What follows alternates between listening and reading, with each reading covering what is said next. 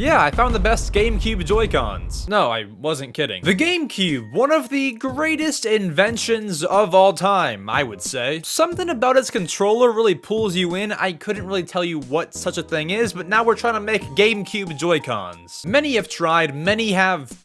I haven't seen somebody really fail. We saw the YouTuber Shank Mods make the, I believe, first GameCube Joy-Cons for the Switch. After watching that video, I'm sure those are the most accurate. Never had my hands on them though. Awesome project. Then we move on to the Nixie Wizard GameCube Joy-Cons. I do not own these ones, but I've had my hands on them, and I mean, they're there. But like a new kid on the block, Doyoky is getting into the GameCube Joy-Cons game. They have sent me a complimentary unit of their GameCube Joy-Cons, and I believe these blow the other ones out of the water. First things first, thank you so much to Doyoky for supplying me a review copy of these Joy-Cons to review. It is very much appreciated. So for those who have no clue what I'm holding, these are Joy-Cons. They work normal. You can hold them You don't want to do this. Joy-Cons, you can hold them individually, you can do your arm workouts, you can look at it and just realize it's a GameCube controller chopped in half, which is essentially what it really is. It's Joy-Cons. With the company Doyoky, I've tried a few of their Joy-Cons now.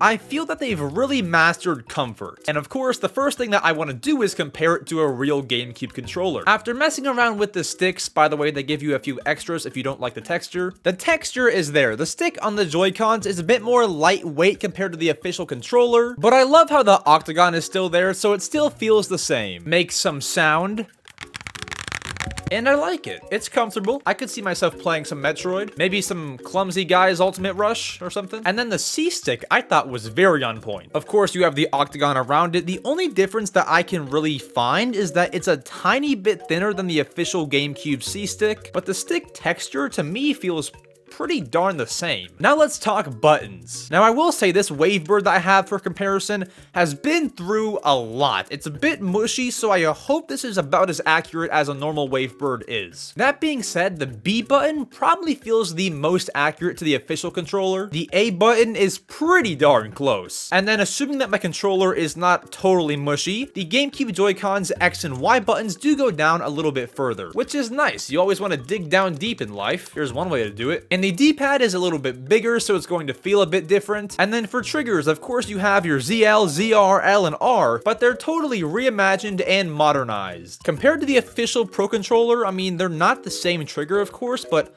I like them just the same. They have a very smooth and soft texture to them, which I do really like. And while majority would prefer the actual GameCube triggers as they're so unique and just so cool feeling. I mean, look at this. I could never really say no to modern triggers either. The plus and minus buttons feel very subtle. They don't make a whole lot of noise. The capture and home buttons, same thing, but with some sound. In terms of size, on the Joy-Cons, the D-pad is a bit bigger, the C-Stick and left stick are actually a bit smaller, A and B are about the exact same, and X and Y also look about the exact same. But as I did bring up earlier, you can swap out the sticks. You just gotta give it a nice pull and it comes off. For me though, I'm keeping the GameCube stick. And you still have your dual vibration, your motion controls. The vibration is also really good. I kept it on the default level, but if you want, you can up it or lower it. If you find that you want to make it vibrate even harder, good luck. The motion controls feel fine. I might want to leave that job to the official Pro Controller or the official Joy-Cons, but keep in mind these are third party and a bit cheaper than actual Joy-Cons, so you can't really out tip-top Magoo the Magooer, which essentially translates to you can't beat the official one. And what I really like compared to other GameCube Joy-Cons is that these actually show up purple in the menu. Very small detail, but one that I care about. Now there actually are, if you look closely, back buttons. I don't know why actual Joy-Cons never had that, but this is one of my favorite features. To configure the back buttons, it was super easy. All I had to do was hold the M button, choose a button on that same Joy-Con, and bam, it was configured. Do that on both Joy-Cons and you have your back buttons ready to go. And they have the turbo function, which if you do not know, presses a few buttons at the same time. You hold your turbo button, you choose your buttons, and then you button with the buttons and they turbo. The slide in is very smooth. Come on.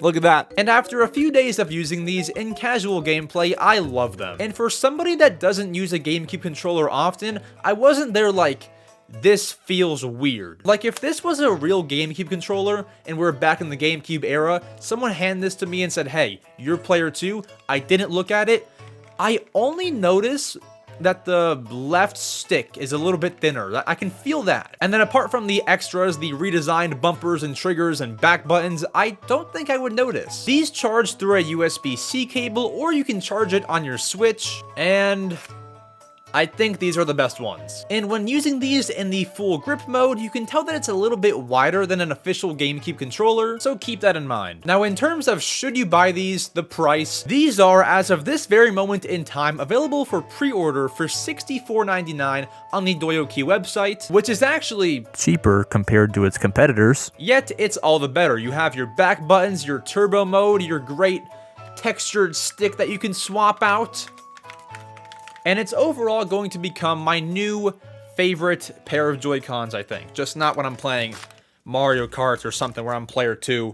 I mean, you can't really blame people who make these, because how do you even... You know, it was never meant for this.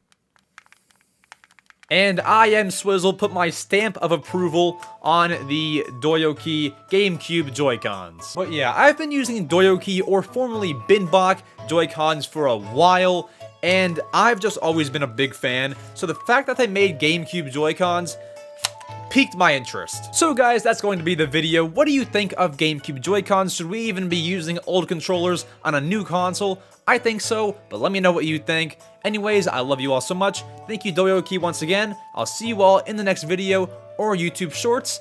Adios!